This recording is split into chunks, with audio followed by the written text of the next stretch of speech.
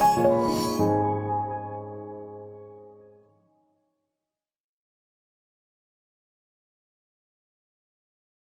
हिंदुस्तान की आजादी का दिन है। आजादी मतलब हम सबकी आजादी। आजादी मतलब आज हम जो भी अपनी मर्जी से कर रहे हैं, हम कुछ भी कर रहे हैं, घूम रहे हैं आराम से, पढ़ रहे हैं, नहीं पढ़ रहे हैं, या कुछ करना चाह रहे हैं, यहाँ पर है हमारी आजादी। अदरवाइज तो भाई साहब अगर हम गुलाम होते ना तो आप ना हिल सकते थे, ना चल सकते थे, ना बोल सकते थे, अपनी मर्जी से कुछ भी नहीं कर सकते थे। वहां पर आपको परमिशन लेनी होती, श्वास लेने के लिए परमिशन। सर क्या आज मैं और एक एक्स्ट्रा श्वास ले लूं? बोला भाई परमिशन दी जाती है तभी आप श्वास ले पाते, अदरवाइज आप श्वास भी नहीं ले पाते। तो आजादी सभी को प्यारी होती है। आजादी हर इंसान को, हर गाय भैंस कुत्ता बिल्ली ऊंट भेड़ बकरी सभी को आजादी बहुत प्रिय होती है। आजादी होनी भी चाहिए भी, आजादी बहुत जरूरी है, क्योंकि गुलाम जिंदगी नहीं होती है। उन लोगों को पूछिए जिन्होंने सदियों तक गुलामियां देखी है, सदियों तक उन्होंने जो है ना गुलामी को सहन किया है, सदियों तक उन्होंने अत्याचार को सहन किया है, सदियों तक उनके ऊपर जो है ना उनका शोषण किया गया है, उनके ऊपर लाठियां बरसाई गई है, उनको जिंदगी आराम से जीने नहीं दी गई, उनको बैठने नहीं दिया गया। मतलब बहुत तगड़ा काम होता है जब कभी कई बार हम पहाड़ों में जाते हैं, बहुत ऊंचे ऊंचे जब पहाड़ उत्तराखंड में जाते हैं या फिर शिमला में जाते हैं, तो वहां पर हम देखते हैं कैसे काट काट के रोड बना दी गई, पूरे पहाड़ को काट के, मतलब ऐसे काटा, साइड में से काट के बीच में से सुरंग निकाल दी गई, 12-12 15-15 किलोमीटर की सुरंग रोड के नीचे से निकाल दी गई। हो सकता है आज हमारे पास मशीनरी है, हो सकता है हमारे पास आज टेक्नोलॉजी है, आज हम लोग, लेकिन कहते हैं जो रोड अंग्रेजों के टाइम की बनी हुई है वो केवल हिंदुस्तानियों को लठ मार मार के बनाई हुई है। पीछे कोड़े पड़ते थे, लठ पड़ते थे और उनको बेचारों को पत्थर काटने पड़ते थे, दिन भर जो है ना जूझना पड़ता था, खाना टाइम पे नहीं मिलता था, कुछ भी नहीं, केवल खाने के नाम पर, पानी के नाम पर केवल जूते कोड़े लट पड़ते थे बेटा। वो आप सोचिए कोई आदमी ऐसे ही जी रहा हो जिसको सुबह उठ के काम में लगा दिया गया हो, दिन भर वो बेचारा काम कर रहा है, खाना टाइम पे नहीं मिल रहा, जब वो सोने की कोशिश कर रहा है उसको लठ मार दी जाए, फिर वो वापस सोने की कोशिश करे, फिर लठ मार दी जाए, फिर वो बेचारा रात को सोने की कोशिश करे, फिर भी उसको बोला रात को सारे को आपको यहाँ सफाई करनी है, हम सवारे हमारे पैर दबाने। मतलब क्या जिंदगी होगी गुलाम की, आप सोच सकते हैं। ऐसी गुलामी हमारे पुरखों ने देखी है बेटा, ऐसी गुलामी हमारे पुरखों ने देखी है, उनको पता है गुलामी क्या होती है, किस तरह से वो कभी भी किसी भी समय सेफ नहीं होते थे। किसी भी समय हमारी बहन बेटियां, हमारी माएँ सेफ नहीं हुआ करती थी, हमेशा टेंशन हुआ करती थी, रात को सोते थे पता लगता था भाई कोई आएगा, पता नहीं क्या है ना, मतलब क्या स्थिति थी उन लोगों की, कोई जिंदगी नहीं, बस कहीं कहाँ रहना है, कैसे रहना है, कोई पता नहीं, कभी यहाँ से भगा दिया वहां चले गए, वहां से भगा दिया यहाँ चले गए, कभी गोलियां चल गई, कभी क्या हो गया, कभी जो है ना लाठी चार्ज हो गया। आप सोचिए कैसी जिंदगी, कितनी नरक से बदतर जिंदगी थी, लेकिन फिर भी हमारे पुरखों ने उस जिंदगी को जिया है बेटा, न केवल जिया है, बाकी बहुत सारे लोगों ने तो बहुत संघर्ष भी किया है, बहुत ही गजब तरीके से जो है ना वो लड़े हैं उनके साथ इस आजादी के लिए, जिसको आज हम, मतलब आपको पता नहीं क्या होती है आजादी, क्योंकि आप तो जन्मे ही आजाद भारत में, आप और मैं तो जन्मे ही आजाद भारत में है, इसलिए हमें नहीं पता आजादी की कीमत क्या होती है। आजादी की कीमत कभी पूछना है तो उस पक्षी से पूछिए जिसका बचपन में ही, जिसको कैद कर दिया गया पिंजरे के अंदर, जिंदगी में उसने पंख फड़फड़ा के उसी पूरे पिंजरे में जिंदगी निकाल दी है। आजादी का मतलब उस कैदी से पूछिए जिसने कोई अपराध नहीं किया लेकिन उसको कैदी बना दिया गया, उम्र कैद की सजा सुना दी गई एक छोटी सी कोठरी में, उसको जिंदगी निकालनी है, पूछिए उसको आजादी क्या होती है।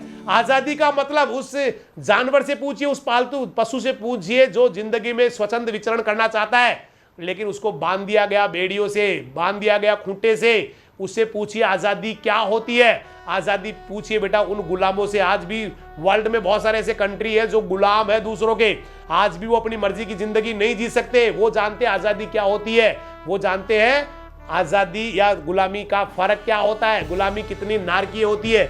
इसलिए आजादी बहुत, मतलब क्या सोचते होंगे आप किस तरह से ये मिली होगी। बहुत सारे लोगों ने बेटा अपना बलिदान दिया है, इतने ऐसे लोग हुए जो इनको वो मतलब कुछ भी करके खड़े हो जाते थे, बोला मार दीजिए सर, मुझे काट दीजिए, फांसी पर चढ़ा दीजिए मुझे। भगत सिंह जी ने बम फेंक के वहीं खड़े हो गए, बोला पकड़ रहे हो या हम लोग जाए। संसद में बम फेंक दिया, अंग्रेजों की संसद थी, वहीं पे बम फेंक के वहीं खड़े, बोला पकड़ रहे हो या जाए, बोला भाई पकड़ेंगे, तो भाई पकड़ लो फटाफट, नहीं तो हम चले जाएंगे। मतलब इतनी जुनूनी कुछ नहीं, जिंदगी मतलब समझते ही नहीं थे, सब कुछ आजादी के लिए, सोते उठते बैठते आजादी। बचपन में ही छोटे से इतने इतने बच्चे ही थे, छोटे छोटे बच्चे, उसी समय से आजादी का, बस आजादी आजादी आजादी, कुछ नहीं, हमें तो आजादी चाहिए। और बहुत बार जो है ना बहुत ऐसे लोग भी आए जिन्होंने देश के साथ गद्दारी की, बहुत सारे ऐसे, मैं किसी का नाम नहीं लूंगा, लेकिन ऐसे काफी सारे बेटा हिंदुस्तान के इतिहास में आपको ऐसे लोग मिलेंगे जिन्होंने इन जो लोग सच्चे मन से आज़ादी के लिए लड़ रहे थे उनको कभी सहयोग नहीं किया, बल्कि उनको बेटा बहुत ज़्यादा उनके साथ जो है ना गद्दारी की, देश के साथ गद्दारी की। ऐसे वाले लोग भी है, क्योंकि जब तक किसी घर में कोई गद्दार नहीं होता ना, तब तक किसी की हिम्मत नहीं है बेटा किसी को कोई जीत ले। तो काफ़ी सारे ऐसे लोग भी है, उनकी बात नहीं करेंगे आज हम। आज तो हम केवल उन्हीं की बात करेंगे जो आज़ादी के लिए लड़े, आज़ादी के लिए जिए, और भैया कुर्बान भी हुए तो आज़ादी के लिए हुए। और ऐसे में एक ही नाम मेरे सामने आता है, काफ़ी सारे लोग हैं बेटा, मैं सभी को यहाँ से पूरे राजधानी परिवार की तरफ से, आप सभी की तरफ से आज हम उनको श्रद्धांजलि देते हैं, उनको अभिनंदन करते हैं, उनको याद करते हैं, क्योंकि कितना बड़ा उनका संघर्ष रहा होगा। भैया आप सोचिए, आप एक परिवार में से किसी बच्चे को ये कह के भेज दिया जाए कि जा तेरे को लड़ना है, और वो तो भैया वो उनके तो हर टाइम मौत मंडराती थी भाई, 24 घंटे वो तो मौत में जीते थे। बाहर निकलते ही गोली लग सकती है, बाहर निकलते ही उनको काट दिया जा सकता है, बाहर निकलते उनको जेल में डाल दिया जा सकता है। इतने डर के बावजूद भी वो आज़ादी के लिए लड़ा करते थे। हंसते हंसते बेटा फांसी पे चढ़ जाया करते थे। कहते हैं भगत सिंह जी को जब फांसी पे चढ़ाया गया तो उन्होंने मना कर दिया, भाई मेरे को ये जो कपड़ा पहनाते हो मुझे मत पहनाओ, ये कपड़ा मत पहनाओ, क्योंकि सबको दिखना चाहिए, मेरी हंसी दिखनी चाहिए, मुझे जो है ना खुशी मेरे चेहरे पे होनी चाहिए। मुझे कोई फर्क नहीं पड़ता कि मुझे चढ़ाया जा रहा है फांसी पे, आज़ादी के लिए कुर्बान हो रहा हूँ। और जब एक भगत सिंह जाएगा ना तो इस देश में लाखों भगत सिंह पैदा हो जाएंगे। आप मानेंगे नहीं, उन लोगों का एक ही ड्रीम था कि लोग ये अंग्रेज मेरे को मार डाले, ये अंग्रेज मेरे को काट डाले, ये अंग्रेज मुझे फांसी में चढ़ा दे, ताकि हजार लाख भगत सिंह फिर से पैदा हो जाए। क्योंकि ये क्रांति बुझनी नहीं चाहिए जब तक हमें आज़ादी नहीं मिल जाए। आप सोचिए, सिर्फ केवल अपने आप को इसलिए बलिदान कर रहे हैं ताकि इस देश में आग लग जाए आज़ादी के लिए, हर सीने में जो है ना एक बारूद सुलग जाए आज़ादी के लिए। क्योंकि मेरी मौत होगी तो हजारों लाखों लोग जो है ना वो तैयार हो जाएंगे आज़ादी के लिए, और हमें हर हाल में आज़ादी चाहिए। ऐसे व्यक्तित्व थे हमारे स्वतंत्रता सेनानी, बहुत ग्रेट, बहुत ही महान, जिनकी कोई मतलब आप कह नहीं सकते उनके बारे में। तो मैं चाहूंगा, क्योंकि इतने महान व्यक्तित्व को सबको मैं कवर नहीं कर पाऊंगा। मंगल पांडे जी का भी नाम यहाँ कई बच्चे लिख रहे हैं, विशाल बूटी जी, कई थे बेटा, मंगल पांडे जी, रानी लक्ष्मीबाई जी, काफी सारे लोग, बाल गंगाधर तिलक जी, खूब सारे लोग थे। उन सभी को तो मैं यहाँ से केवल श्रद्धांजलि दे पाऊंगा, क्योंकि इतना बड़ा प्रोग्राम नहीं है। लेकिन मैं मेरे हीरो के बारे में जरूर बात करूंगा, और इसमें मेरे जो सुपर हीरो है वो सरदार भगत सिंह जी है। सरदार भगत सिंह जी को तो जो अंग्रेज सरकार थी और आज भी देश की सरकार उनको भाई शहीद भी नहीं मानती है, उनको तो आतंकवादी मानती बेटा। जबकि उन्होंने आजादी के लिए सब कुछ न्योछावर कर दिया। हिंदुस्तान, हर हिंदुस्तानी के दिल में बसने वाले भगत सिंह जी को हम यहां से याद करने जा रहे हैं। भगत सिंह जी की बात करें तो इनका जन्म हुआ था 27 सितंबर 1907 को लायलपुर जिले के बंगा में, जो अभी पाकिस्तान में आता है। यहां पर जन्म हुआ 27 सितंबर 1907, पाकिस्तान में है वो, लायलपुर जिला बंगा में इनका जन्म हुआ। और कम समय में उनके चाचा अजीत सिंह जी और स्वान सिंह जी भारत की आजादी में सहयोग दे रहे थे। ये दोनों करतार सिंह सराभा द्वारा संचालित गदर पार्टी के सदस्य थे। दोनों चाचा वगैरह, जो गदर पार्टी का इनके ऊपर पूरा प्रभाव था और भगत सिंह पे इनका प्रभाव था। और बचपन में ये अंग्रेजों से नफरत करते थे, अंग्रेज नहीं चाहिए, अंग्रेजों को यहां से भगाऊंगा, काटूंगा। छोटे से तब से इनके दिमाग में आ गई थी, मारूंगा अंग्रेजों को, यहां नहीं रहने दूंगा। और भगत सिंह जो है करतार सिंह सराभा और लाला लाजपत राय से बहुत ज्यादा बहुत प्रभावित थे इन दोनों से। और 13 अप्रैल 1919 को जब जालियांवाला बाग हत्याकांड हुआ, शायद आप जानते होंगे, अमृतसर में जालियांवाला बाग एक जगह है, वहां पर General Dyer, I think General Dyer थे, उन्होंने गोलियां चलवा दी थी और बहुत सारे लोग वहीं के वहीं ऑन द स्पॉट ही खत्म हो गए थे। और कहते हैं कि वहां की जमीन आज भी लाल है, उनकी जमीन में, वहां की जमीन में आज भी उन शहीदों का खून है। और वहां पर एक कुआं बना हुआ है, उस कुएं में आज भी लाल पानी निकलता है, वहां से बोतल भर लाए खून की और पानी की, और बैठे बैठे 24 घंटे उसी को देखते थे।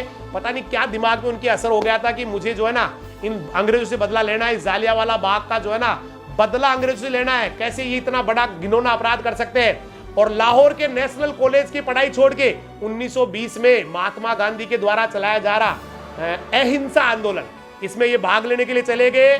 गांधी जी ने विदेशी सामानों का बहिष्कार किया।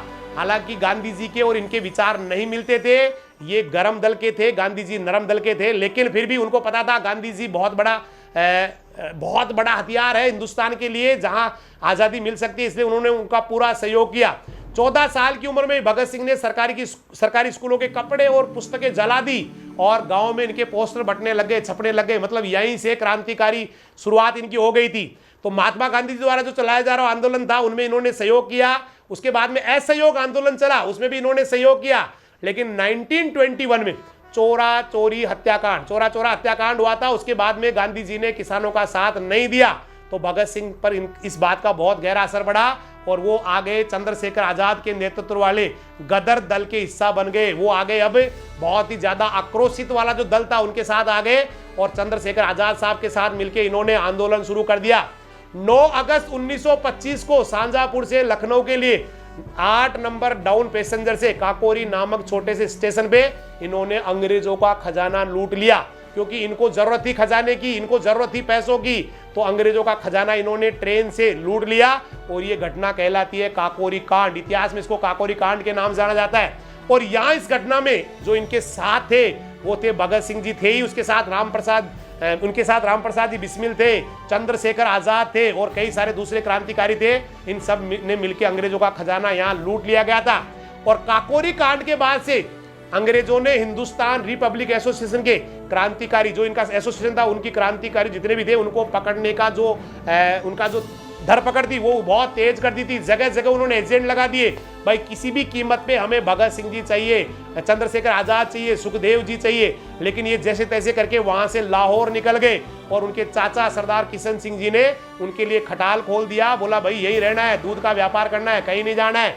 और वे भगत सिंह की शादी भी करवाना चाहते थे। उनकी माँ आके बोलती है, बेटा भगत, हमने तेरे लिए एक लड़की देख ली है, एक जो है ना कुड़ी देख ली है, आपको शादी करनी है। बोला मम्मी माफ कर दो, मैं शादी नहीं कर सकता, मैं तो शादी करूंगा केवल आजादी से, मेरी तो शादी होगी मेरे वतन से, मेरी आजादी से, मैं किसी लड़की की जिंदगी खराब नहीं कर सकता, मुझे शादी वादी नहीं करनी है, मुझे तो देश को आजाद करना है, मुझे आजादी चाहिए।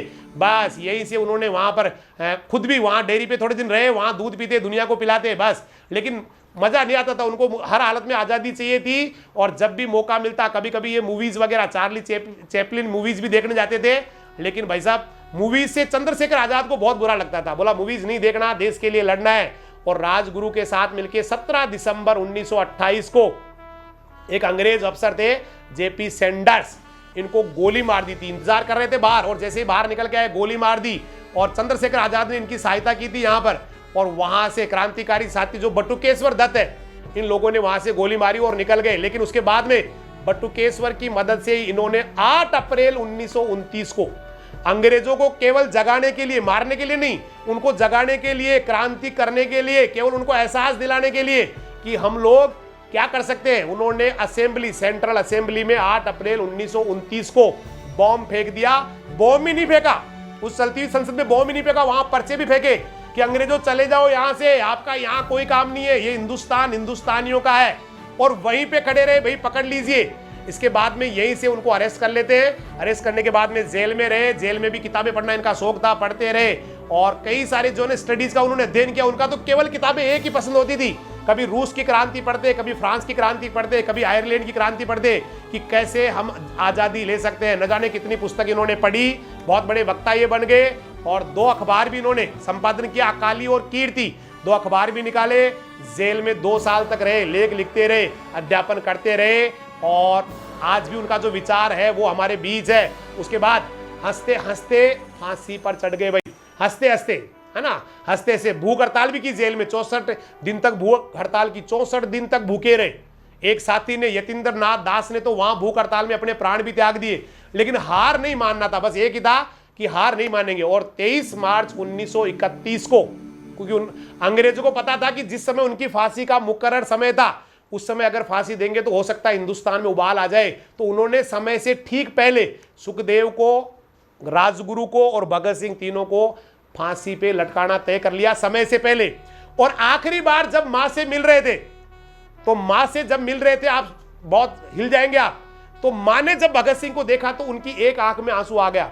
तो भगत सिंह ने मुस्कुराते हुए, हंसते हुए कहा, मां आज तू रो रही है, तेरा भगत आज फांसी पे चढ़ने जा रहा है, मां तू रो रही है, तेरे आंख में आंसू आ गया। मां बोलती है बड़े गर्व से, बिना बिल्कुल भी कमजोर नहीं पड़ी, उसने कहा बेटा रो नहीं रही हूं, आज मेरे जो आंसू निकल रहे हैं वो खुशी के आंसू है, क्योंकि मुझे लगता है कि मैंने गलती कर दी, मुझे एक भगत तो कम से कम और पैदा करना था, एक भगत सिंह तो और जन्म देना था। मुझे आंसू नहीं आ रहे बेटा, मुझे फक्र हो रहा है, आज मैं बहुत खुशी से पागल हो रही हूं कि मेरा बेटा फांसी पे चढ़ने जा रहा है हिंदुस्तान के लिए, देश के लिए। ऐसी मां थी बेटा उनकी। ऐसी महान व्यक्ति तू कि वो ठहाका लगा के भगत सिंह हंस के कह रहे हैं माँ तू रो रही है, बोला नहीं बेटा रो नहीं रही हूं, आज मुझे बड़ा दुख हो रहा है कि एक ही भगत सिंह है मेरे, ऐसे हजार भगत सिंह होते है ना, तो भी मैं उनको फांसी पर चढ़ा देती। और 23 मार्च 1931 को भगत सिंह, सुखदेव जी और राजगुरु को फांसी दे दी गई भाई। लेकिन वहीं से शुरू हुई थी हिंदुस्तान की क्रांति। न जाने कितने लोगों ने, हो सकता है कई लोगों को हम जानते हैं, बहुत सारे ऐसे लोग हैं जिनको हम जानते भी नहीं है बेटा। और उन सब का जब बलिदान हुआ था, पूरी लहू लुहान हिंदुस्तान की धरती हुई थी, पूरी धरती जब लाल हुई थी, तब जाके हमें आज़ादी मिली थी, तब जाके आज हम इतने आसानी से, तो बेटा इस आज़ादी का मायने आप समझे ये कितनी इंपॉर्टेंट है। और आज मैंने पहले भी कई एपिसोड में बात की है, एक देश दूसरे देश को दबाना चाहता है, एक नेचर है, एक ह्यूमन नेचर है।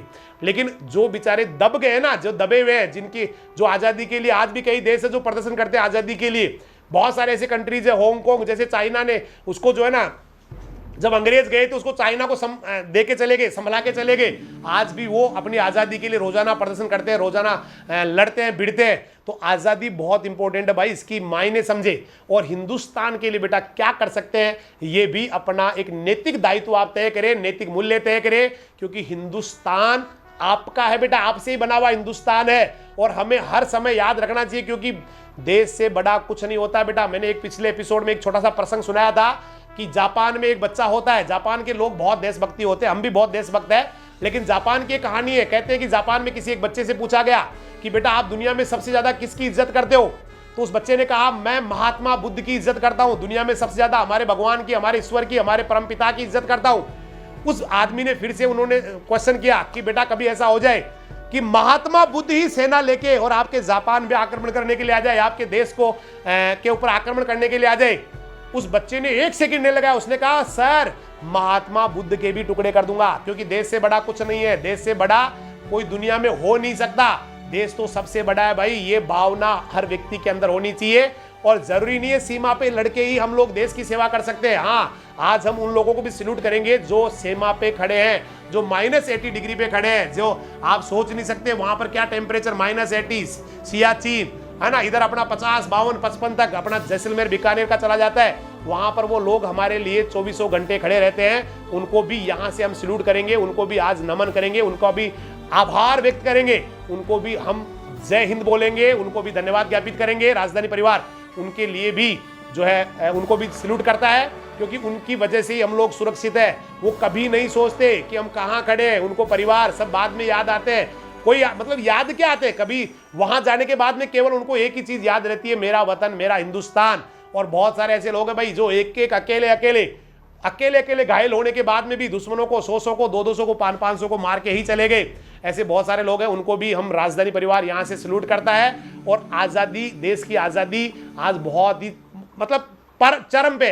आज हम जो है ना, लोकतंत्र हमारा वर्ल्ड का सबसे बड़ा लोकतंत्र है भाई। हम सरकार चुनते हैं, हमारे द्वारा सरकार चुनी जाती है, हम चाहते हैं वो राजा बनता है, हम चाहते हैं वो देश को चलाता है, हम चाहते हो तो सबसे बड़ा लोकतंत्र है। सबसे बड़ी आज़ादी जो है ना वो हिंदुस्तान में है, जहाँ पर लोकतंत्र भी है, लोकतंत्र के रक्षक भी है, लोकतंत्र बहुत अपने यौवन पर भी है। लेकिन जरूरी नहीं है कि हम लोग देश की सीमा पे लड़के ही देश की सेवा कर सकते हैं भाई। जहां रहते हैं वहां भी अपने कर्तव्य का निर्वह करके आप देश की सेवा कर सकते हैं। बहुत बार दुख होता है, कुछ लोग समझते ही नहीं है क्या है मेरा वतन। आज कहीं बाहर से कोई व्यक्ति आता है, बड़ी शर्मनाक बेटा, जब वो देखता है यहाँ की गंदगी को, यहाँ की व्यवस्थाओं को, तो बेटा इंडिया के प्रति उसके जो विचार होते हैं बहुत ही नेगेटिव हो जाते हैं। ऐसा करके हम ये मान लेना कि बहुत गलत कर रहे हैं भाई। ये भी हमारी देशभक्ति है कि अगर कोई बाहर से आ रहा है उसको सब कुछ अच्छा मिले, साफ सफाई मिले, हम उनकी मेहमान नवाजी अच्छी करें, हम उनके साथ चीटिंग बेईमानी न करें, हम हमेशा उनके अच्छे के लिए खड़े रहे। ऐसा करके भी आप देश की सेवा कर रहे हैं। आप जो है ना अपने आसपास के लोगों को जागरूक करके, उनको पढ़ने के लिए प्रेरित करके, उनको आगे बढ़ने की दिशा देके भी देशभक्ति का ही काम कर रहे हैं। आप किसी को रास्ता दिखा के, किसी चलने वाले को जिसको बेचारे को रोड क्रॉस करनी है, आपने उसकी मदद कर दी, आपने उसको रास्ता दिखा दिया, ये भी देशभक्ति है। आपने किसी असहाय को खाना खिला दिया, भूखे को खाना खिला दिया, ये भी देशभक्ति है। किसी को मार्ग दिखा दिया, ये भी देशभक्ति है। तो क्या कर सकते हैं इस देश के लिए भाई? शर्म आती है। आजकल की जो युवा पीढ़ी है बहुत ज्यादा मतलब पता नहीं किस स्थिति में क्या करने में समझ में नहीं आया मेरे पास। मैं तो कई बार इस पे रिसर्च करता हूँ कि ये बच्चे करने में क्या है, मतलब कोई नैतिकता नहीं बेटा, कहीं भी कुछ भी कर लेते हैं, कोई गलती कोई नहीं देख रहा, बोला ये लूट लो, वो खा लो, ये कर लो। भाई कहाँ जा रहे हैं हम, कहाँ जा रहे हैं? फिर कौन समझाएगा आपको? बेटा देशभक्ति इसी में है, देश के लिए कुछ करना इसी में है कि आप अपनी जिम्मेदारियां समझे, अपना कर्तव्य समझे। मैं क्या कर सकता हूं मेरे देश के लिए, मेरे हिंदुस्तान के लिए, क्योंकि देश से बड़ा कुछ नहीं है बेटा। ना परिवार देश से बड़ा है, ना पिता देश से बड़ा है, ना कोई व्यक्ति देश से बड़ा है, ना कोई वस्तु देश से बड़ी है, ना कोई धन देश से बड़ा है, ना कोई संपदा देश से बड़ी है। सबसे बड़ा तो मेरा देश है, मेरा हिंदुस्तान है। और इसके लिए बेटा जरूर आप एक बार सोचना कि मैं क्या कर सकता हूं, अपने आप को सुधारो बेटा। कब तक आप ऐसे नेगेटिविटी के साथ जिएंगे भाई? कौन कहेगा आपको? ऐसा हो नहीं सकता कि हर आदमी को एक एक आदमी को ध्यान रखने के लिए एक एक आदमी लगा दिया जाए, ऐसा हो नहीं सकता बेटा। ऐसे तो फिर पूरी दुनिया, तो इसलिए आपको अपनी जिम्मेदारियां समझनी पड़ेगी। और बेटा कभी जैसे फॉरेन कंट्रीज में जाते हैं, मुझे भी 2-4-5 कंट्रीज का घूमने का मौका मिला है, तो वहां देख के उनको लगता है कि यार हम लोग कहाँ जी रहे हैं। उनका जो भावना है देश के लिए वो बहुत जबरदस्त है बेटा। हम भी जबरदस्त, मैं ऐसे नहीं कह रहा हूं, लेकिन फिर भी हमें सोचने की तो बहुत जरूरत है, स्पेशली जो युवा है, क्योंकि हिंदुस्तान में वर्ल्ड के सबसे ज्यादा युवा रहते हैं बेटा। हिंदुस्तान युवाओं का देश है और यहाँ पे हर बच्चा, हर युवा अपने आप को अगर नहीं समझाएगा, अपने आप को नहीं प्रेरित करेगा, तो बेटा फिर ये देश जो है ना, हो सकता है हम जहां ले जाना चाह रहे हैं वहां नहीं जाए, हो सकता है वहां जहां इसका मंजिल होना चाहिए वहां नहीं पहुंच पाए। तो ये देश आपकी तरफ बड़ी उम्मीदों से देख रहा है बेटा, ये हिंदुस्तान आपकी तरफ बड़ी उम्मीदों से देख रहा है। आज़ादी सही मायने में यही है कि आप अपने काम को, अपने कर्तव्य को हमेशा अच्छा करते जाए, बढ़िया करते जाए। फिर से सभी को स्वतंत्रता दिवस की हार्दिक शुभकामनाएं, हैप्पी इंडिपेंडेंस डे। और आज़ादी को सही मायने में आप जिए, स्वतंत्र भारत के नागरिक जो है ना बन के हिंदुस्तान की तरक्की में बहुत योगदान दे। इन्हीं शुभकामनाओं के साथ आपका बहुत बहुत धन्यवाद। फिर से हैप्पी इंडिपेंडेंस डे, स्वतंत्रता दिवस की शुभकामनाएं। जीवन में आगे बढ़ते रहे, अच्छा करते रहे, एंजॉय करते रहे आज़ादी को, लेकिन आज़ादी को एंजॉय करने के साथ साथ बेटा अपना लक्ष्य बना के उसकी तरफ भी बढ़ते रहे, क्योंकि देश की सेवा इसी में है कि आप अपनी मंजिल पे पहुंचे, हर युवा अपनी मंजिल पे पहुंचे, हर व्यक्ति जो धरती पे जन्म लेता है, इस हिंदुस्तान में जन्म लेता है, वो अपनी मंजिल पे पहुंचे, अपने लक्ष्य तक जाए। सही मायने में आज़ादी यही है। इसलिए आगे चलते रहे, आगे बढ़ते रहे, तूफान मचाते रहे, क्योंकि हिंदुस्तान आपका है, हिंदुस्तान के आप है, हिंदुस्तान आपका है। एक दिन आप बेटा इस हिंदुस्तान के मजबूत नागरिक, नीति निर्माता बनने वाले हैं, हिंदुस्तान की नीतियां बनाने वाले हैं, हिंदुस्तान को सही दिशा देने वाले हैं, हिंदुस्तान को विश्व गुरु बनाने वाले हैं। तो ऐसे युवाओं को, ऐसे मेरे बच्चों को, प्यारे बच्चों को, राजधानियंस को, हिंदुस्तान के हिंदुस्तानियों को यहाँ से मैं करता हूँ नमन, देता हूँ शुभकामना। फिर से एक बार हैप्पी इंडिपेंडेंस डे। सभी को बहुत बहुत धन्यवाद। जय हिंद, जय राजधानी, नमस्कार, सत श्री अकाल, सब्बा खैर, वाहे गुरु दी फतेह, खुदा हाफिज, अल्लाह हाफिज, राम राम सा।